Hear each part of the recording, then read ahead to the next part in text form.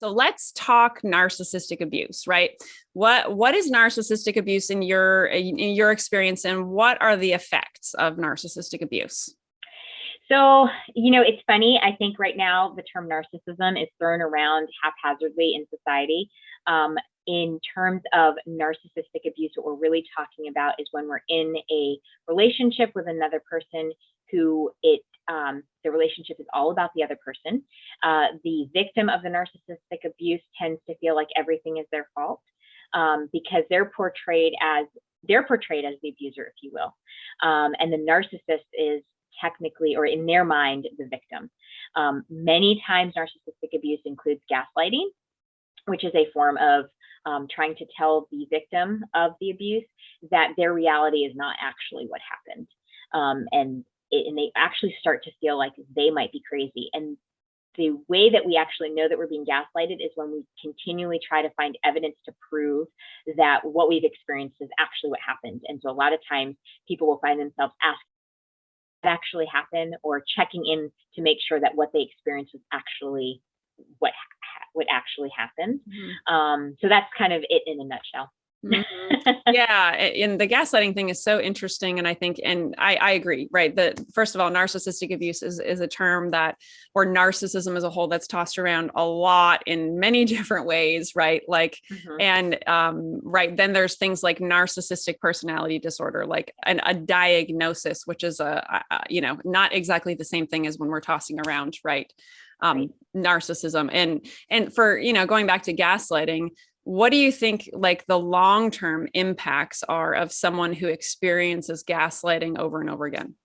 I actually equate it with somebody who ends up suffering PTSD. I think that if somebody is continually exposed to being gaslit, what ends up happening is they start to question whether or not what they're experiencing is actually happening, and they end up starting to gaslight themselves. And what I mean by that is they will have a thought and then they'll almost say, oh, that actually didn't happen. Or they'll experience something and almost tell themselves that didn't happen. And so that is the prolonged, when there's a prolonged period of time of being gaslit and being told that your reality is not actually what happened. Or a common term that narcissists will use is, I was just joking. So then you almost start to question yourself whether is somebody joking or are they not joking? And so that internal dynamic is really, we start to see the effects of it, that look a lot like PTSD. Yeah, absolutely. And so let's talk, I'm very intrigued by your topic today, right? Because we're going to kind of relate this back to like professional setting, which is so important as it relates to this. So why do you think professionals struggle with admitting that, in their personal life, or in their work life, they have a narcissistic relationship? So the reason why I really wanted to talk about this is because with my particular client base, I tend to work with high performers and high achievers. And what I have learned is that as we get into the work, they'll start talking about their relationships and we start finding, oh, wow, that's a toxic relationship. We dive deeper. And then they start to admit that it's a narcissistic relationship. The reason why, or at least what I feel the reason is because there is this idea that they have failed in some way. Because they are a professional or because they are a high achiever, it's very difficult for them to admit that they're in this dynamic because they're taking it on as their own personal failure. And there's that professional persona. So there's a fear if they admit it, people are not going to see them in the same way. They'll actually look at them differently. And maybe they wouldn't have the ability to continue to move up the corporate ladder, for instance, if they're a professional and they're now admitting that they're in this really toxic relationship. People might look at them as, oh, well, you can't handle that, so therefore you can't handle moving forward in the professional realm either. So a lot of professionals have a really hard time admitting that they're in these dynamics.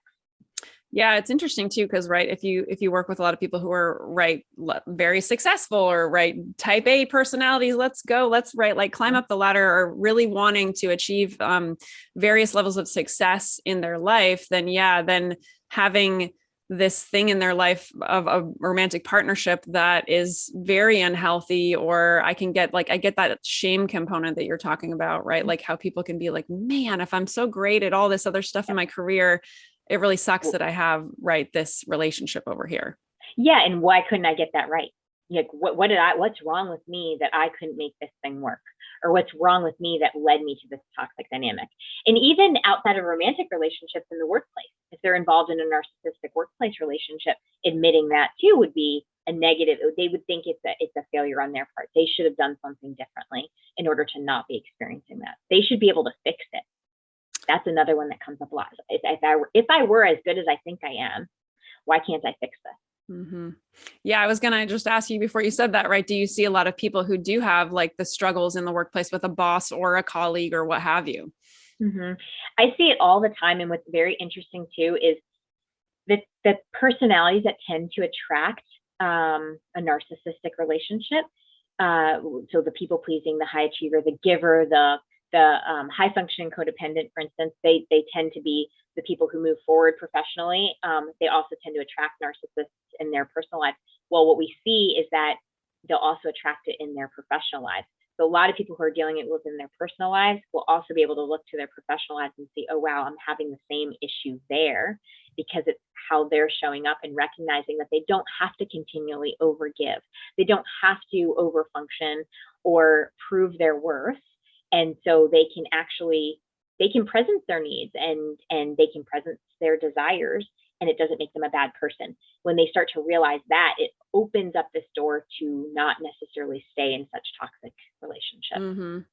Yeah. And so like from a professional perspective, if someone is dealing with, let's say like a boss or someone who's higher above in the like rankings of a company or something like that, right? Right. In the conversation of narcissistic abuse, we often talk about going no contact, right? Getting out of these relationships. And for the romantic partnership, especially if you don't have kids, right? Maybe a little easier than a situation where you're dealing with like your career and your livelihood.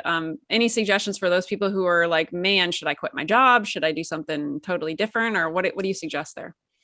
Yeah, and that's a great question, because you're right. If you're in your career and you've moved up, for instance, the ladder, so to speak, you might not want to just up and leave. So then it's really recognizing, first of all, recognizing that it's not you, right? And you're not a failure, making sure that that's understood within self, and then finding ways to address it, whether it be through human resources or making a determination of, can I shift, who I'm reporting to? What can I do within my company if I'm really happy here? Or sometimes if it's really bad, making that choice to say, I'm better off not being in this environment, and I can continue to move my career forward if I actually leave. It's what we do in romantic relationships too. There's a fear of leaving a narcissistic relationship, but how much more is possible when you're no longer burdened by the narcissist in your world, right, in your environment? Yeah, that's a good point. Absolutely. Right. If it is truly right, a toxic environment for you, are you better served, right, leaving and going somewhere else where you're going to be able to focus more on your career and not so much on the drama of those relationships. Exactly. You've kind of mentioned this throughout, right? The fear of like being a failure and blaming ourselves, right? So how do you think self-blame can play a part for people in staying stuck and not being able to move forward? I think it's a huge part. It's a huge part in not being able to exit out of a narcissistic relationship, because there is this underlying thought that if I just did X, or if I just got him or her to see Y, it could all be better. And so when that doesn't happen,